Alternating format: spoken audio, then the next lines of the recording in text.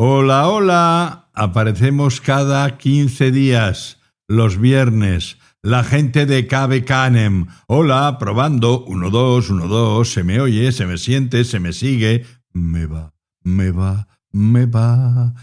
la vida, me va KB Canem. Me va.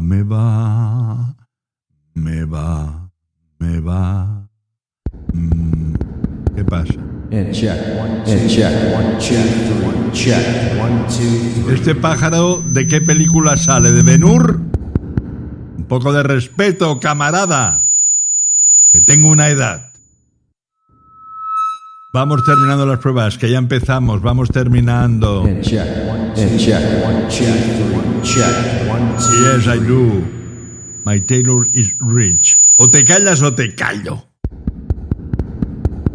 Ricardo Vallet, si arranca con nuestro jingle favorito, y a invítale a unas cañas a tu pueblo que está en Argentina. A ver si deja de hacer el ornitorrinco.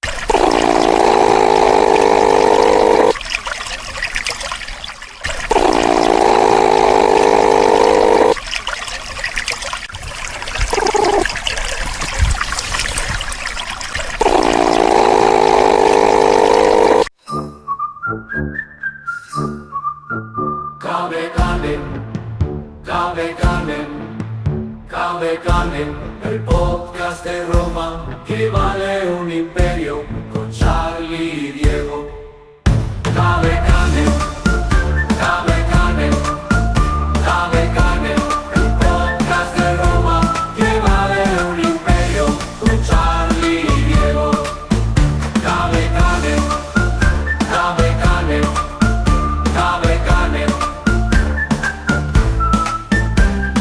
Canem, el podcast de Roma. Hoy sin Patricia Violán, pero con Carolina Chávez. El Google Maps de las calzadas romanas. En un hallazgo que redefine nuestro conocimiento de la antigua Roma, un equipo de investigadores ha presentado itiner.e.org, el mapa digital más detallado hasta ahora de la red de calzadas del Imperio Romano. Este atlas, publicado en la revista Scientific Data, mapea casi 300.000 kilómetros de vías romanas alrededor del año 150 después de Cristo, casi 100.000 kilómetros más de lo que se creía hasta ahora. Para construirlo, los investigadores combinaron fuentes arqueológicas e históricas con mapas topográficos e imágenes satelitales. El resultado son 14.769 tramos de carreteras. Sin embargo, solo el 2,7% de esos tramos tienen una ubicación segura y los otros está por ver. Este mapa abierto y gratuito ofrece a historiadores, arqueólogos y al público en general una nueva herramienta para estudiar cómo circulaban legiones, mercancías, ideas, incluso enfermedades por todo el imperio. Podéis explorarlo en línea, donde el proyecto se actualiza colaborativamente con nuevas aportaciones. Una verdadera vía al pasado. Gracias a itiner-e.org tenemos más claro que nunca cómo estaban conectadas las provincias romanas en su esplendor y cómo esa red pavimentó no solo el territorio, sino también la historia que vino después.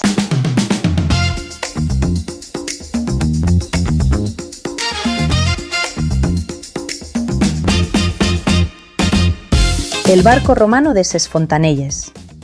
En 2019, frente a la costa de Palma de Mallorca, se descubrió por casualidad un pecio tardorromano, el barco de Ses Fontanelles, hundido en el siglo IV después de Cristo. Este hallazgo ha sido calificado por la Universidad de Cádiz como uno de los naufragios más importantes del Mediterráneo, tanto por el extraordinario estado de conservación de su casco como por la magnitud y el valor de su carga.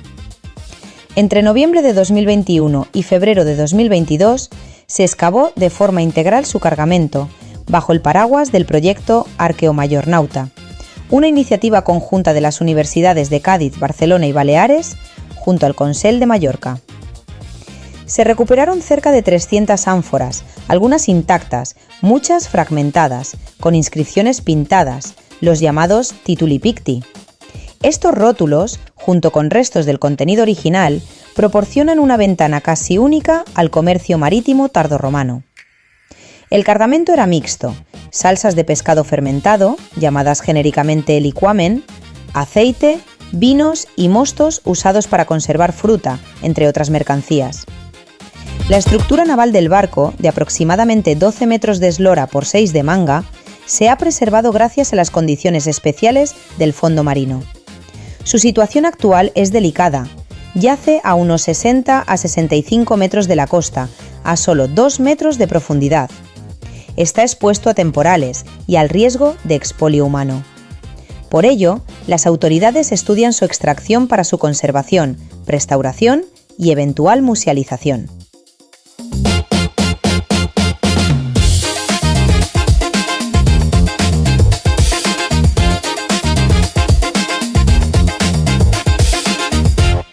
Las locuciones latinas son una fuente de sabiduría y están, desde el primer día, presentes en Cave Canem. Introduce la locución Ferran Badía. Nos la explica el profesor y periodista Miguel Ángel Violán. Acta, non verba. Las palabras se las lleva el viento.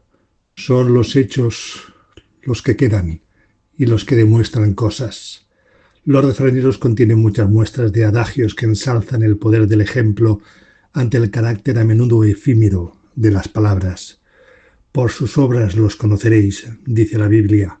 Una cosa es predicar y la otra es dar trigo, dice el refranero español. Más vale un gramo de práctica que una tonelada de teoría, dice el pensamiento oriental. El latín lo resume así: acta non verba. Los actos demuestran cosas, las palabras no. Es un llamamiento a la acción, a no limitarse a ejercer de pico de oro, una apuesta por poner manos a la obra, a arrimar el hombro, a hacer camino de manera efectiva.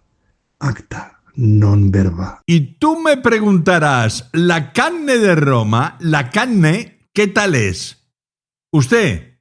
Sí, el del mercado romano al lado del Fórum. Dígamelón. La carne de Roma es una carne de calidad.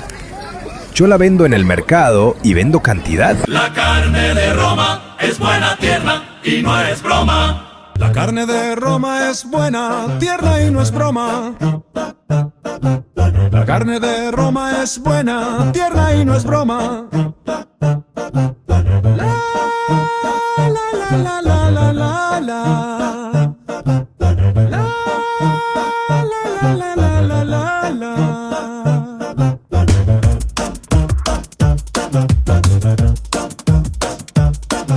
La carne de Roma es buena, tierna y no es broma. La carne de Roma es buena, tierna y no es broma. Nuestro invitado ha nacido en Quintanar de la Orden, Toledo, y eso imprime carácter. Es catedrático de latín del Instituto José de Churriguera de Leganés. Tiene 2 libros publicados que nos interesan mucho. Los romanos en Hispania, que lleva 3 ediciones ya, y un libro que acaba de publicarse, este 2025, La Almazara de Catón, Olivos y Aceite en Grecia y Roma, de Gudall Editions. ¿Cómo estás, amigo Rafael? Buenos días, Charlie. Estoy muy bien y encantado de pasar este rato contigo. Dime. Tengo que añadir a tu información, añado un par de cosas. Lo primero, completamente de acuerdo en que imprime carácter ser de Quintanar, porque Quintanar está muy cerquita de Segóbriga. Sí. Y Segóbriga para mí es el sitio de los paseos de mi infancia con mis padres que nos llevaban allí a merendar porque estaba relativamente cerca. Íbamos con un 600 de color salmón impresionante, íbamos 7 dentro y nos pasábamos allí la tarde mientras mi padre charlaba con el guarda, que era entonces el vigilante, ¿no? Sí. Estaba todavía muy virgen, ¿no? Me acabas de quitar una pregunta, que te conste, me acabas de quitar una pregunta, la de Segóbriga. Bueno, te iba a decir qué significaba para ti, que le tienes mucho cariño, pero te he cortado. Sigue y dime la segunda cosa. Sí, bueno, mucho cariño a Segóbriga porque... Bueno, pues mis primeros trocitos de cerámica romana de Terra Sigillata, pues los sacaba de allí, todavía los conservo y desde luego yo creo que fue muy importante para que yo me dedicase al mundo antiguo después, ¿no? Y el segundo matiz es que tengo un tercer libro publicado sobre los iberos. O sea, a mí me apasiona la con lo que estoy ahora, la prehistoria, bueno, sobre todo la protohistoria y la historia antigua de nuestra península, Sí. ¿no? Empecé por Roma, seguí por los iberos Sí. y luego me surgió esta posibilidad con Gudal Editions, que es fantástica y que me ha hecho disfrutar mucho también. Sí. Oye, ¿y quién publicó lo de los íberos que se me ha escapado a mí? Pues lo publicó Edad también, Edad, Edad. el mismo que los romanos en España. Sí, te voy sí. a sugerir, Charlie, que digas, bueno, di lo que quieras, Sí. pero en el libro defiendo la acentuación llana, iberos que es, Sí, hubo todo un íberos. congreso. Hubo todo un congreso en los Ya. años 90 para ponerse de acuerdo. Sabes que recuperar la prosodia de la antigüedad pero- es muy difícil porque no conservamos audio, Pero- no conservamos ningún podcast de la época. Ya. Entonces, Pero cuando Pero- yo estudiaba bachillerato decíamos los íberos y los celtas y nos quedábamos tan tranquilos, Rafael. Y seguimos tan tranquilos, Charlie. Podemos seguir diciendo lo que como queramos, pero es Vale. verdad que la acentuación correcta es iberos académicamente. ¿no? Muy Otra bien. cosa es como iberos o íberos, Charlie, como quieras. Muy bien, nada mejor que hablar con un profesor de latín para saber cosas. En las primeras páginas de tu libro, empezamos con el libro de Hispania, recoges una frase lapidaria de John S. Richardson del libro Hispania y los Claro. romanos que dice lo siguiente: en un sentido inequívoco, España fue una creación de Roma. No vamos a llevarle la contraria, ¿verdad, Rafael? No se la vamos a llevar, ni mucho menos. Y además nos enfadaríamos mucho si alguien se la lleva. Claro, empezando por el nombre, ¿no? España es Hispania, todavía tenemos el nombre romano. Y sobre todo, por el concepto peninsular, ¿no? Es verdad que tenemos que añadir a Portugal, naturalmente, o sea, es ese conjunto de península ibérica que tiene una historia compartida de tantísimos siglos, ¿no? Pero esa visión de Hispania ya la tuvieron los romanos, ¿no? Está clarísimo por los límites provinciales, naturalmente, ¿no? Los romanos cuando dividían su imperio en provincias, cuando a un territorio le asignaban la categoría de provincia, con todo lo que eso significaba, Sí. pues, en fin, sabían muy bien lo que hacían y por qué lo hacían, ¿no? Ujú. ¿Los romanos tardaron 200 años en conquistar Hispania? Sí, tardaron 200 años en completar, digamos, la conquista, como pasaba muchas veces en la antigüedad, por cierto, y también en nuestros días, ¿no? Los imperios indudablemente tenían una fundamentación económica, naturalmente, ¿no? Aparte de militar y estratégica, ¿no? Sí. Entonces los romanos conquistaron con relativa rapidez la parte de la península que les interesaba inmediatamente, que básicamente tenía que ver con el trigo de la Bética y tenía que ver con las minas de la zona de Cartagena o de la zona de Sierra Morena, ¿no? Donde salía plata y plomo y cobre, incluso estaño también, un poquito más al interior, pero sobre todo plata y plomo también, Sí. que extraían de esas zonas. Bueno, se paró ahí la cosa, ¿no? Más o menos en el territorio interior se paró la conquista hasta que hizo necesaria completarla hasta límites naturales. Estuvieron haciendo todo el tiempo, ¿no? De la misma manera que llegaron hasta el Rin, en el centro de Europa, y hasta el Danubio, que eran el limes, el límite natural Sí. por el norte del imperio, pues aquí lo lógico, digamos, entre comillas, era llegar hasta el mar. Pero sin prisa, es decir, no podemos decir, como a veces con el amor patrio nos sale, que los romanos no pudieron conquistar Hispania hasta 200 años después. No, yo creo que eso es una exageración propia de quienes aman mucho a su patria, pero no miran lo suficiente la historia. Me estoy tomando un café a tu salud. No te importa, ¿verdad, Rafael? Qué bien. No. Si lo disfrutas y el café es bueno, no me importa. ¿Por qué los romanos quisieron meter las narices en Hispania? ¿Por lo que estás diciendo? ¿Por las materias primas, básicamente? Sí, básicamente, pero con un pretexto, digamos, también entre comillas, hay que usar aquí las comillas constantemente, que fue Cartago, ¿no? Cartago, una potencia tremenda del occidente del Mediterráneo. O sea, los romanos tuvieron con Cartago una disputa por el Mediterráneo central. Fíjate, yo a mis alumnos siempre les decía, o siempre les trataba de hacer ver la importancia de la geografía en la antigüedad. O sea, Roma fue lo que fue porque estaba donde estaba. Es decir, Italia es la península central en el Mediterráneo, desde donde se puede controlar tanto el Mediterráneo oriental como el occidental. Eso y es. el central, por supuesto, ¿no? El paso con Sicilia y Cartago es crucial en el Mediterráneo antiguo, pero luego Roma es que reproduce en la península lo que la península al Mediterráneo. Es decir, Roma está en el centro de Italia, en un paso fundamental que es el Tíber para controlar el norte y el sur, de tal forma que Roma se convirtió en la dueña de la península seguramente por su posición, como la península se convirtió en la dueña del Mediterráneo, sin duda por su posición, porque la geografía en la antigüedad era la que mandaba, ¿no? Bueno, pues tuvo con Cartago un conflicto lógico, esperado, ¿no? Por el Mediterráneo central, porque Cartago dominaba el occidente de Sicilia y Roma lo conquistó el oriente, con lo cual en Sicilia estaban los dos frente a frente. La primera guerra púnica estaba cantada, que sería por Sicilia, año 260 más o menos. Sí. La segunda guerra púnica, como Cartago, para pagar a Roma el tributo que tenía que pagar, que era altísimo, se desplazó hacia occidente, hacia las minas de la zona de Cartagena precisamente, y fundó Cartago Nova, la actual Cartagena. Pues en Roma finalmente temió que Cartago reprodujera el poder, el control que tenía sobre el Mediterráneo central, ¿no? Entonces, digamos que hay un motivo, no un pretexto, en realidad un motivo militar, que es el conflicto con Cartago, pero indudablemente que debajo de ese conflicto estaban las enormes riquezas de España, que entonces estaban sin explotar prácticamente, ¿no? Profesor Rafael Fontán, ¿en qué consiste la romanización?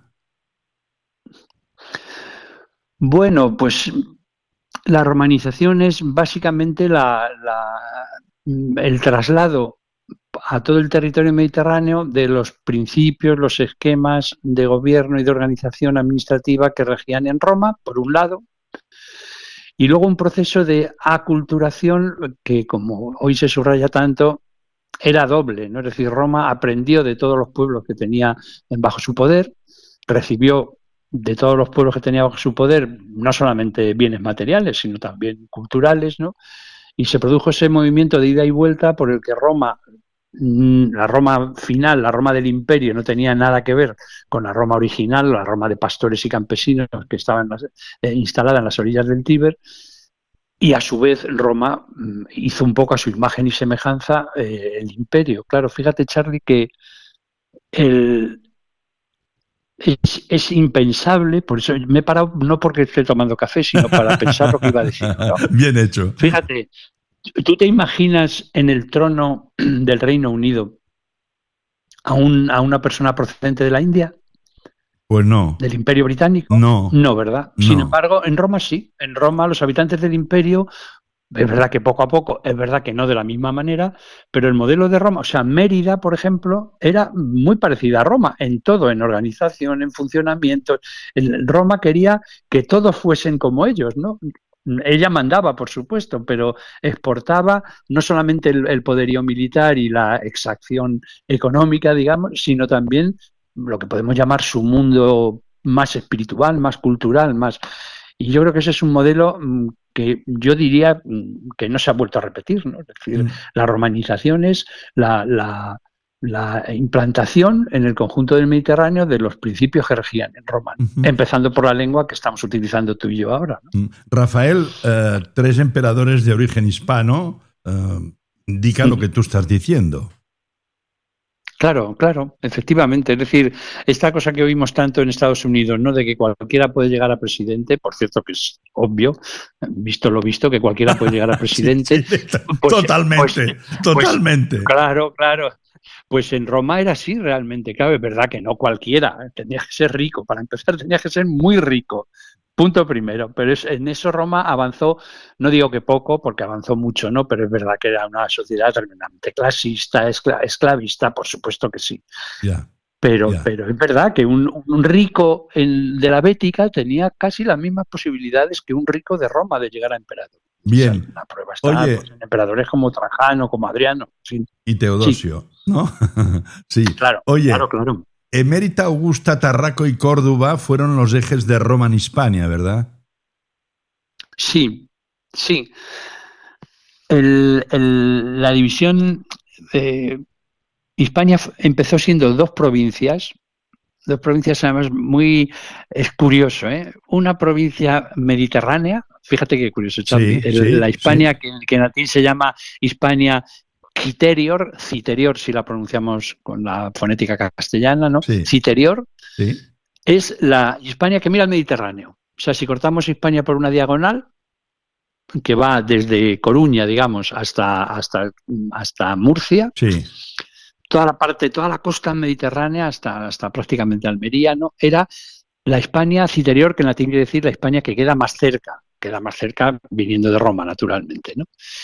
La ulterior, o la ulterior si lo decimos en latín, es la que queda en la zona de la Bética ya, en la zona que mira hacia la costa atlántica en general. Es casi una división meteorológica, ¿no? Climática. Eran muy diferentes una y otra, ¿no? Empezó en Hispania siendo dos provincias, finalmente Augusto, que fue el gran reformador y seguramente yo creo que la persona más importante de la historia de Roma, si por importancia entendemos, digamos que más, cuya gestión ha tenido más consecuencias, ¿no?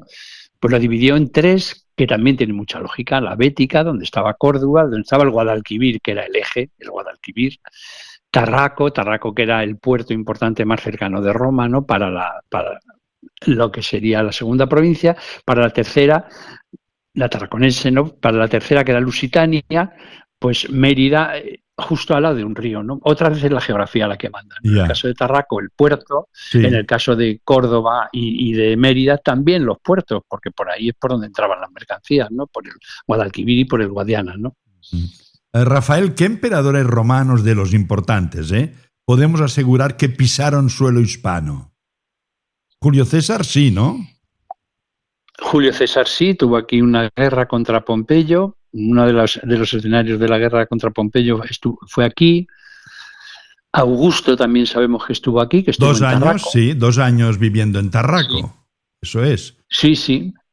Bueno, antes que romanos, tendríamos que decir a Escipión, ¿no? La familia de los Escipiones, y concretamente Escipión el africano, con motivo de las guerras con Cartago, sí. Y luego Escipión Emiliano también, que fue el que sometió Numancia, ¿no? Años más tarde, ¿no? Es decir, personajes de la República. Catón estuvo aquí también, estuvo en la zona de los Pirineos, fue incluso gobernador. Antes del Imperio ya muchos personajes importantes de Roma estuvieron aquí. De los emperadores, pues de muchos no podemos saber. Otón también estuvo, Galba también estuvo, que son emperadores que estuvieron muy poco tiempo en el gobierno.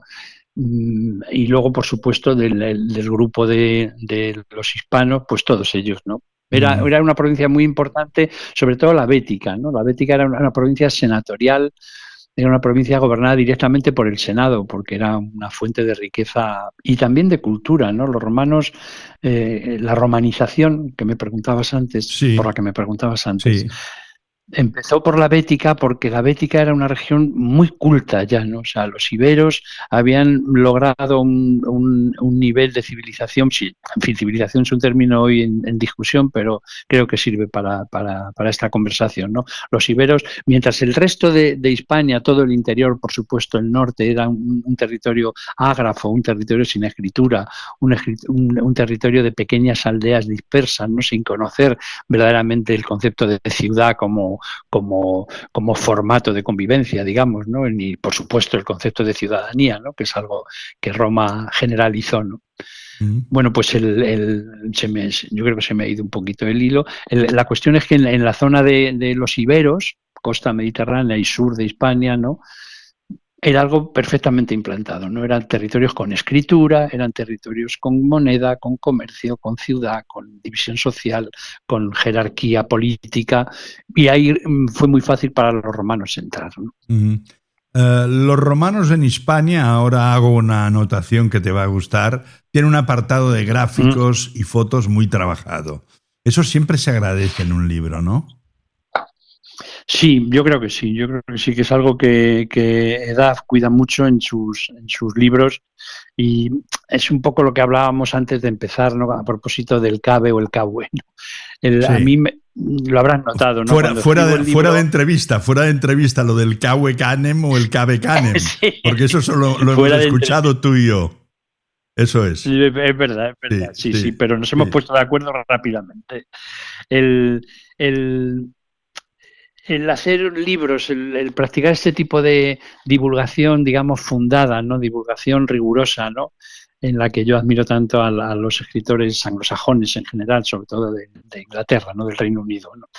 Pues es lo que persigo, ¿no? El libro tiene que estar basado en conocimientos más o menos ciertos, en datos contrastados, pero luego tiene que ser también capaz de llegar a un círculo de lectura muy amplio a ser posible, ¿no? O sea, que cualquier persona aficionada a la lectura en general, a la lectura de historia o textos históricos en particular, pues pueda coger el libro y pueda disfrutarlo, ¿no? Para bien o para mal, quiero decir, luego le puede parecer más interesante o menos, pero que sea fácil de leer para todo el mundo, y eso ayuda mucho también el planteamiento gráfico, claro, tanto los dibujos como las ilustraciones, las fotos en general, ¿no? Llegamos casi al final de la entrevista de los romanos en Hispania. Ahora venía la pregunta de Segóbrida, que no es Segovia, por cierto, sí. Que no es Segovia. Yo creía que era Segovia. Es un pueblo de la provincia de Cuenca. En la actualidad, Saelices. Claro, sí. Saelices, sí, bueno, Saelices sí, es el pueblo de referencia, ¿no? En la actualidad es Campos de Soledad, Mustio Collado, ¿no? Que decía Rodrigo Caro, ¿no? Es decir, es un cerro maravilloso junto al río Jiguela, que es el río que llegaba hasta mi pueblo luego, ¿no? Hasta Quintanar, es un afluente del Guadiana. Es un cerro, es una ciudad que existía antes de los romanos, ¿no? El típico oppidum, digamos, es decir, una ciudad fortaleza, una ciudad construida con intenciones claramente defensivas, para que la gente estuviera refugiada y junta en un momento de peligro, ¿no? Y ahí los romanos en el siglo II a.C. ya estaban en la época republicana y poco a poco se convirtió en una ciudad muy importante. Sí, Segóbriga, se pensó, de hecho hay textos antiguos que hablan de Segóbriga como Segorbe, que también tiene un poco la misma fonética, ¿no? Sí. O como Sigüenza, o como Segovia, como dices. Claro, pero bueno, porque Seg, en la raíz celta, Seg quiere decir fuerte, fuerza, poder. Entonces, Segóbriga quiere decir algo así como ciudad fortaleza, ciudad poderosa. Briga es el mismo sufijo celta que Burgo, ¿no?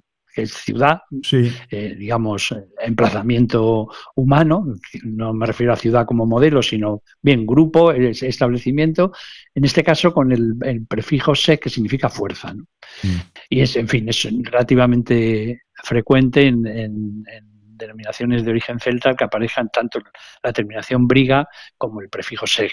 Rafael, me han quedado tantas preguntas. No ya la de Segóbrida, me ha quedado hablar de las calzadas romanas, del agua, de las monedas. Es que tú tocas todos los temas en el libro de Hispania y los romanos, pero ya te la amaremos otro día, porque tú sabes mucho, Rafael. Bueno. Tú sabes demasiado. Bueno.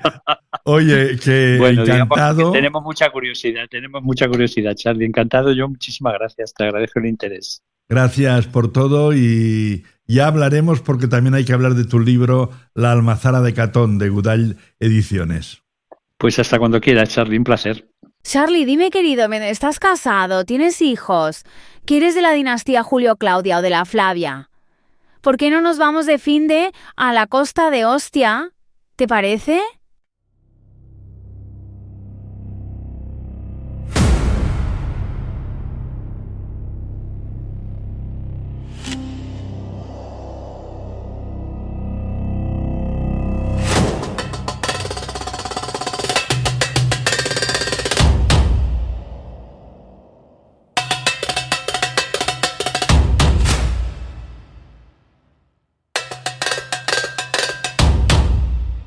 Arles, la pequeña Roma de Francia.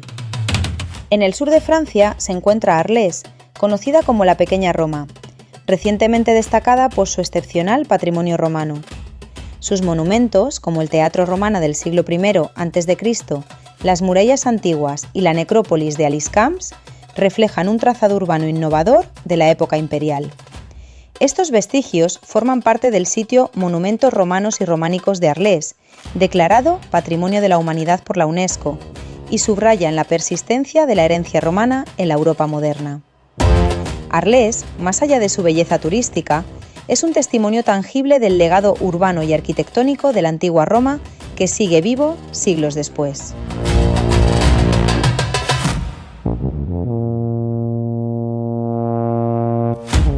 Reabierto el pasillo del emperador Cómodo. El Coliseo de Roma ha reabierto al público el denominado Pasillo de Cómodo, un corredor subterráneo restaurado que conecta el palco imperial con la entrada sur del anfiteatro. Construido entre los siglos I y II después de Cristo, este pasadizo permitía a los emperadores acceder a su palco sin ser vistos, reflejando el lujo y la seguridad que caracterizaban al poder imperial romano. La restauración ha revelado frescos dionisíacos y detalles arquitectónicos que evidencian la obsesión del emperador Cómodo por los gladiadores y la ostentación. La reapertura del pasillo representa un avance significativo en la valorización del patrimonio histórico y la accesibilidad del monumento más visitado de Italia.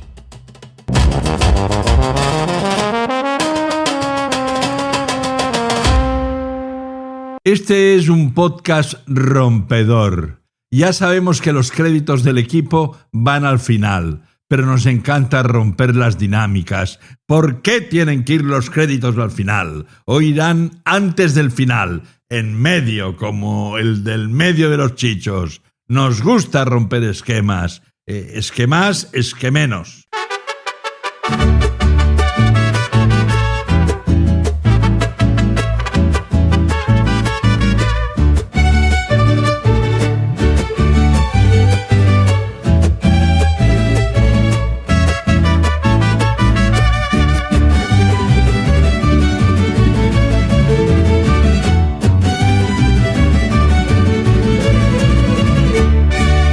Este es el equipo de este podcast.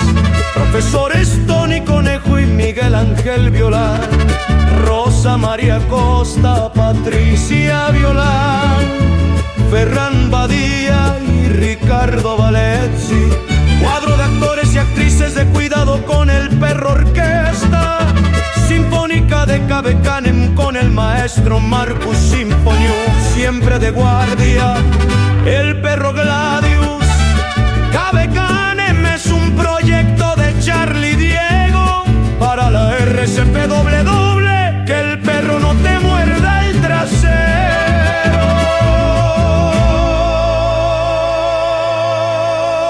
Y que el último apague la antorcha.